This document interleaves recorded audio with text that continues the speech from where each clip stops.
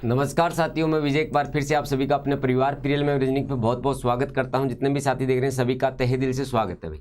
बिना किसी देरी के शुरुआत करते हैं आज के अपने सेशन की। जितने भी साथी जुड़ गए सभी का तहे दिल से स्वागत है। राम राम भाई। बिना और सभी को गुड इवनिंग। शुरुआत करते हैं आज के सेशन के mock test number 45 number mock test की शुरुआत करते हैं और यहाँ से शुरुआत पहले क्वेश्चन से बेहतरीन आंसर देते हुए चलिए। जितने भी साथी जुड़े हैं सभी एक बार क्लास को शेयर कर दो और उसके बाद बेहतरीन क्वेश्चनों के साथ में आगे बढ़ते हैं। पहला क्वेश्चन आसान से क्वेश्चन है, आप सभी को आना चाहिए। क्वेश्चन नंबर 1 की बात करते हैं। सभी को गुड इवनिंग, राम राम भाई सभी को। और एकदम बढ़िया तरीके से आंसर देते हुए चलना। एक या दो क्वेश्चन आपको आसान लगेंगे, बाकी सब बहुत बढ़िया लेवल के क्वेश्चन हैं। अर्थशास्त्र पुस्तक किसके द्वारा लिखा गया? Question number 1। गुड इवनिंग सभी को, हर हर महादेव सभी को, राम राम भाई सभी को, बनवार जी, नंदन जी सभी का। तो अर्थशास्त्र किसके द्वारा? चाणक्य के द्वारा लिखी गई है, जिनका रियल नाम विष्णुगुप्त की बात करी जाती है। ये बात आप सभी को याद होनी चाहिए। चाणक्य, कौटिल्य, विष्णुगुप्त एक ही व्यक्ति के नाम थे। ये पहले कहाँ पे? नंद वंश में रहा करते थे, बाद में कहाँ पे आगे थी? मौर्य साम्राज्य में प्रधानमंत्री के रूप में इन्होंने अर्थशास्त्र नामक पुस्तक लिखी थी, जो कि राज्य के राजनीतिक जीवन के या राजनीति कैसी चलती है राज्य की, साम्राज्य का, उसी पे आधारित ये पुस्तक है। नेक्स्ट क्वेश्चन नंबर 2 की बात करते हैं। क्वेश्चन नंबर 2 सभी का राइट आंसर आना चाहिए, बिल्कुल सभी को। क्वेश्चन नंबर 2 पंचतंत्र किसके द्वारा लिखा गया है?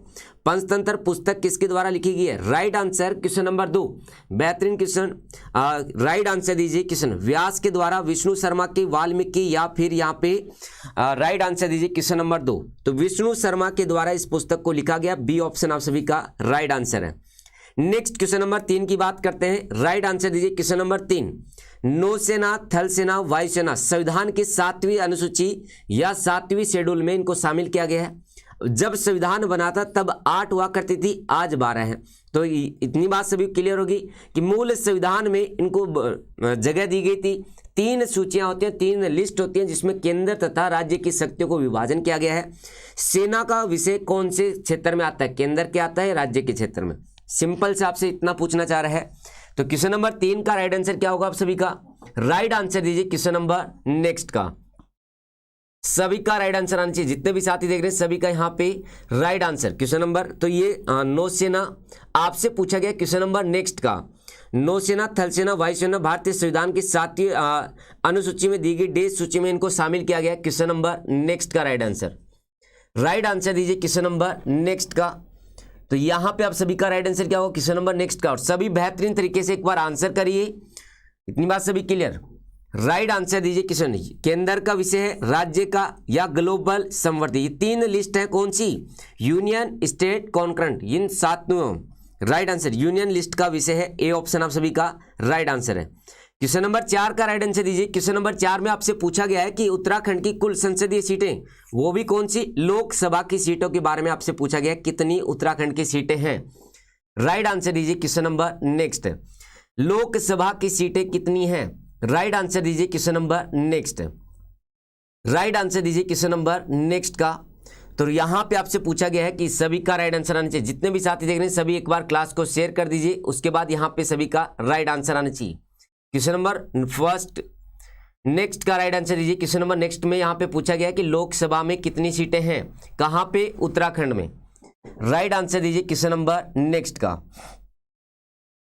तो यहां पे अब सभी का राइट आंसर क्या होगा? सभी का राइट आंसर आना चाहिए। जितने भी साथी देख रहे हैं सभी को, भैया सर पीडीएफ के आंसर नहीं दिए, बाबू आपको पीडीएफ का आंसर दे देंगे। आज आपका टाइपिंग के लिए कौन सा कार्य चल रहा था मेरे साथी? आज आपका टाइपिंग के लिए आप सभी का, आज आप सभी को पता होना चाहिए, जो कल आपकी कंप्यूटर की क्लास आएगी मैम की, उसी के बारे में आज टाइपिंग हो रहा था। तभी आज शाम तक फिर भी कोशिश करूंगा मैं आपको 10 बजे से पहले पहले अवेलेबल करवाने की कोशिश करूंगा। राइट आंसर दीजिए क्वेश्चन नंबर नेक्स्ट का। क्वेश्चन नंबर नेक्स्ट का राइट आंसर, जहां पे पूछा गया है कि उत्तराखंड की लोकसभा की सीटें कितनी है। मैंने कल भी आपको बताया था, परेशान होने की जरूरत नहीं है। राइट आंसर दीजिए question number next.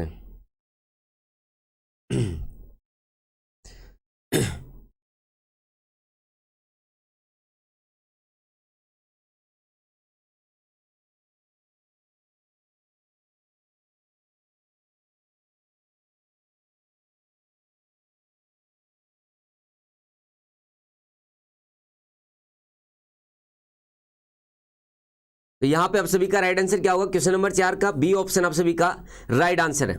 Next question की बात करते हैं। क्वेश्चन नंबर 5 के सर्वप्रथम तोमर राजपूतों के तहत एक राज्य की राजधानी बनी थी। क्वेश्चन नंबर 5 का राइट आंसर दीजिए। Question number 5।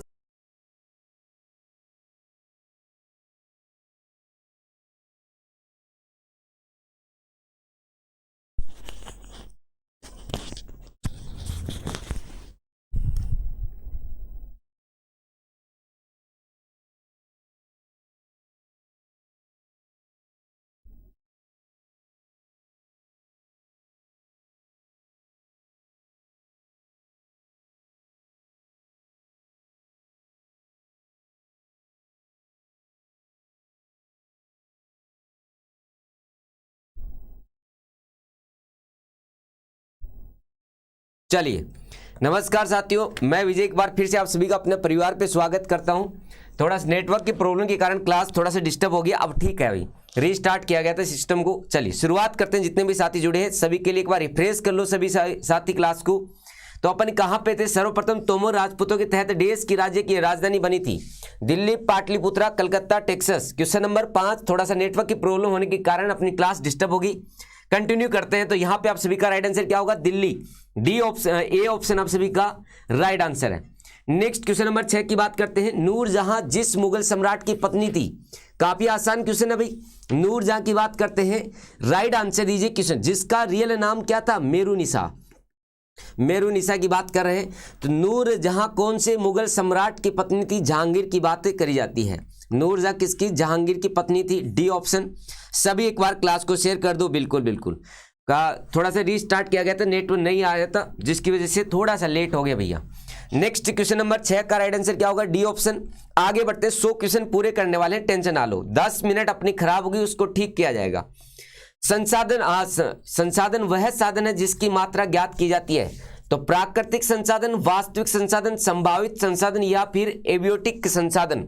Right answer question number 7 का राइट आंसर दीजिए। क्वेश्चन नंबर 7 का तो यहां पे डे संसाधन वह संसाधन है जिसकी मात्रा ज्ञात है। किसकी? वास्तविक या एक्चुअल रिसोर्स की बात करी जाती है। एक्चुअल रिसोर्स है उसकी क्या होती है, तभी तो उसका नाम वास्तविक रखा गया है। नेक्स्ट क्वेश्चन नंबर 8 की बात करते हैं। क्वेश्चन नंबर 8 का राइट आंसर दीजिए। महाद्वीप पे द्रव्यमान के मुख्य खनिज घटक डेस और एल्यूमिनियम है। आपसे पूछा गया है कि सबसे ज्यादा मात्रा में किसकी उपस्थिति होती है? राइट आंसर क्वेश्चन नंबर 8 का राइट आंसर दीजिए। क्वेश्चन नंबर 8 का तो सिलिका और एल्यूमिनियम, सिलिका और एल्यूमिनियम की बात होती है। राइट आंसर क्या होगा यहाँ पे? सिलिका। एल्यूमिनियम आपको क्वेश्चन में दिया गया है। दूसरा क्वेश्चन नंबर 8 का राइट आंसर बी ऑप्शन। चलिए एक बार क्लास को शेयर कर दीजिए, जितने भी साथी हैं सभी।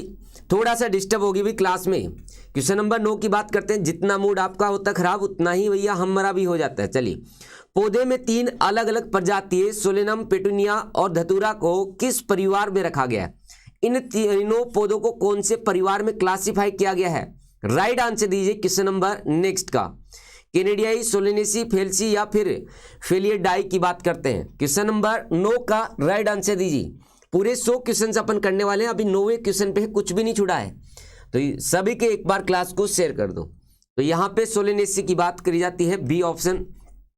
Next question number 10।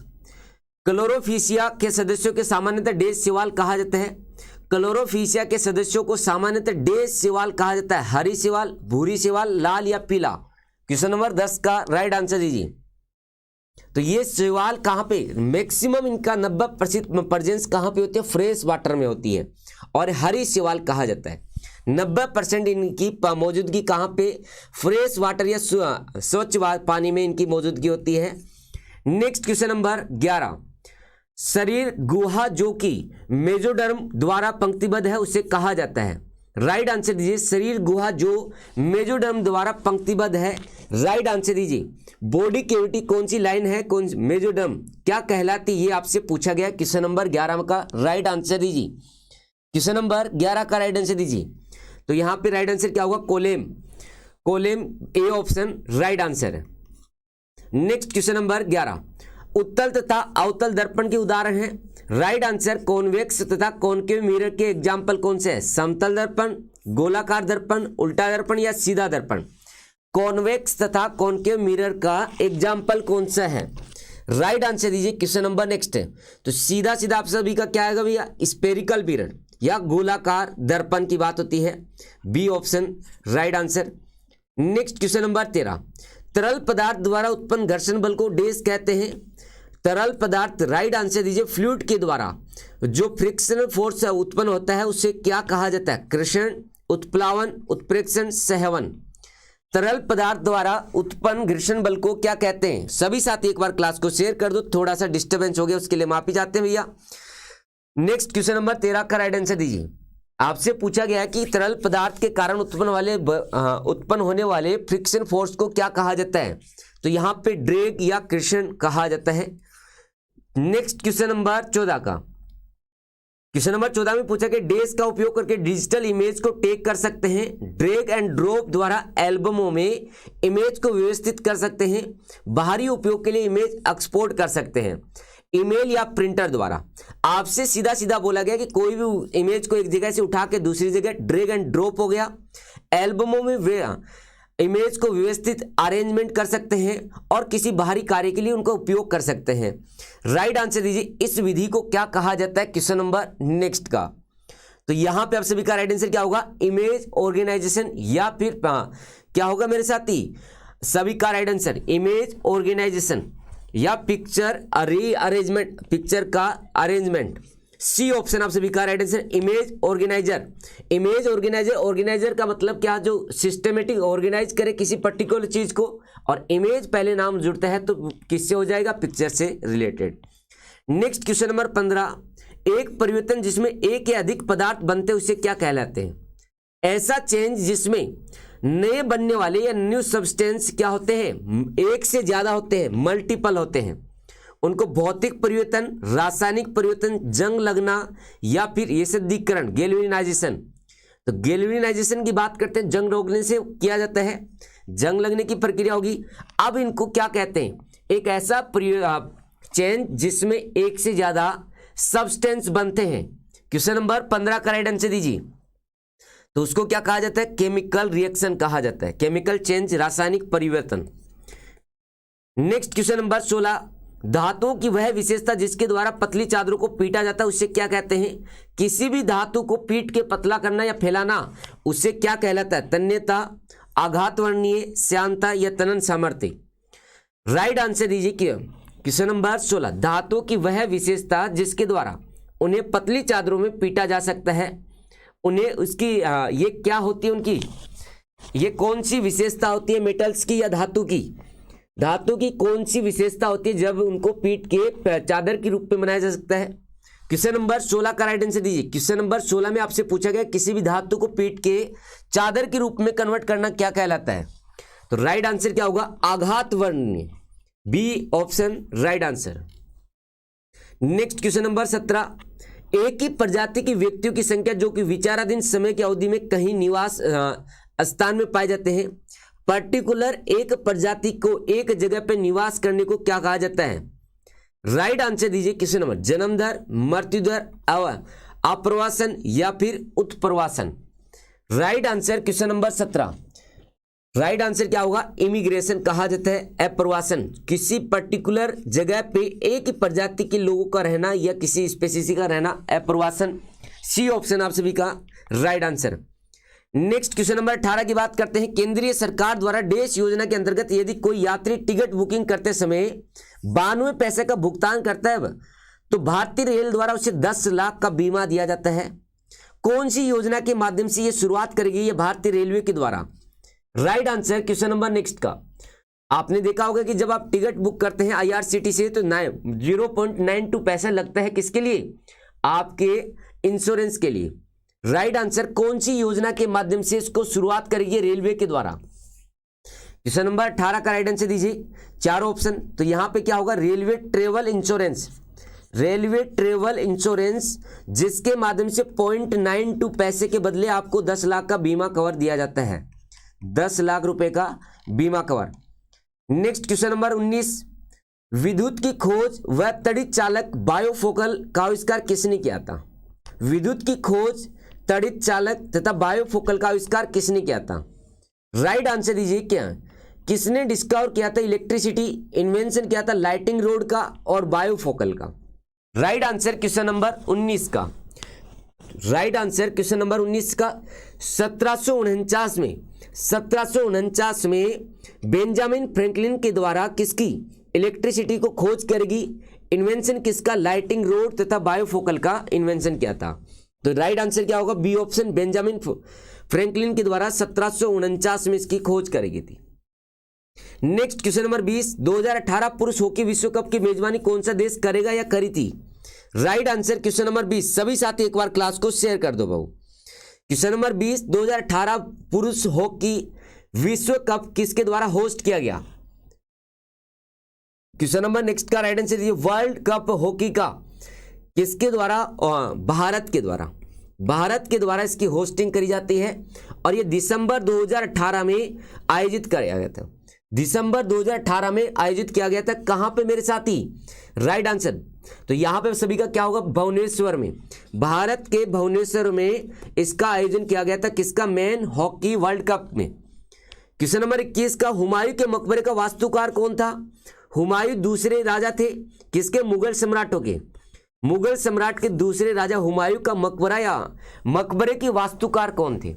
Right answer question number next. Right answer दीजिए क्वेश्चन नंबर नेक्स्ट। तो यहां पे बेग बेगम के द्वारा ये बनाया गया था, जो कि हुमायूं की प्रथम बीवी थी। और इसका निर्माण कब किया गया था मेरे साथी? 1570 में। हुमायूं की मृत्यु कब होती है? 1556 में, सीढ़ियों से गिर के। और इसके वास्तुकार कौन थे? मीरक मिर्जा गियाथ हुमायूं के वक्रे के वास्तुकार थे। Next question number 22। Question number 22 में पूछा गया कि निम्नलिखित में से कौन सा पुरस्कार राष्ट्र के लिए उच्च स्तर की विशिष्ट सेवा के लिए दिया जाता है? Right answer question number next. Highest order of the nation award कौन सा है? देश के लिए सर्वोच्च सेवा पुरस्कार कौन सा है? पद्म भूषण, परमवीर चक्र, पद्म विभूषण या Bharat Ratna? Question number next का right answer. Question number next का राइट आंसर दीजिए। तो यहां पे आप सभी का राइट आंसर, देश का सर्वोच्च पुरस्कार कौन सा है? भारत रत्न पुरस्कार। भारत रत्न पुरस्कार फोर्थ ऑप्शन आप सभी का राइट आंसर है। भारत रत्न पुरस्कार फोर्थ ऑप्शन आप सभी का राइट आंसर है। नेक्स्ट क्वेश्चन नंबर 23, बहुत अच्छा क्वेश्चन है। नीचे दिए गए कथन में से कौन सा सही है? उपन्यास the head full of ghost लेखक कौन है? एम.आर. केरी के द्वारा। द कोटल लेखक डॉन विल्सलो। डोजर्स के कौन लेखक है? बिल बेरवली। इन 3 पुस्तक का नाम दिया गया है, इनमें से एक सही आपको छांट के निकालना है। Right answer question number next का। तो यहां पे आपको मल्टीपल ऑप्शन आप सभी के सामने, पहला या दूसरा, दूसरा या तीसरा, पहला या तीसरा या तीनों सही है। क्वेश्चन नंबर नेक्स्ट का राइट आंसर दीजिए। राइट आंसर दीजिए क्वेश्चन नंबर नेक्स्ट का। क्वेश्चन नंबर नेक्स्ट का राइट आंसर दीजिए। क्वेश्चन नंबर नेक्स्ट का दो, इसका राइट आंसर क्या होगा? दूसरा तथा तीसरा, बी ऑप्शन आप सभी का राइट आंसर है। The head of full ghost के लेखक कौन है मेरे साथी? The head of full ghost के कौन है? पॉल आप सभी का ट्रिम्बले। पॉल ट्रिम्बले। इन तीनों चीजों की पुस्तकों के नाम आपको पता होने चाहिए। The head of full ghost के लेखक कौन है? पॉल ट्रिम्बले। द कोटल के डॉन विस्लो। डोजर्स के कौन है? बिल बेरवली। तीनों की राइट आंसर आप सभी को पता होना चाहिए। यहां पे आप स्क्रीनशॉट लीजिए। नेक्स्ट क्वेश्चन नंबर 24, अप्रैल 2017 में एम्मा मोरेना दुनिया की सबसे अधिक आयु वाली महिला, 117 साल की आयु का निधन हो गया, कौन से देश से थी? सबसे बुजुर्ग महिला कौन है? एम्मा मोरेना। वह कौन से देश की थी? 117 साल की उम्र में उनका निधन होता है। राइट आंसर दीजिए। Question number next. उनका जन्म मेरे साथी कब होता है? 29 नवंबर 1899 में। और मृत्यु कब होती है? अप्रैल 2017 में। Right answer question number next का। तो इटली की रहने वाली थी। कहां पे मेरे साथी? इटली की एम्मा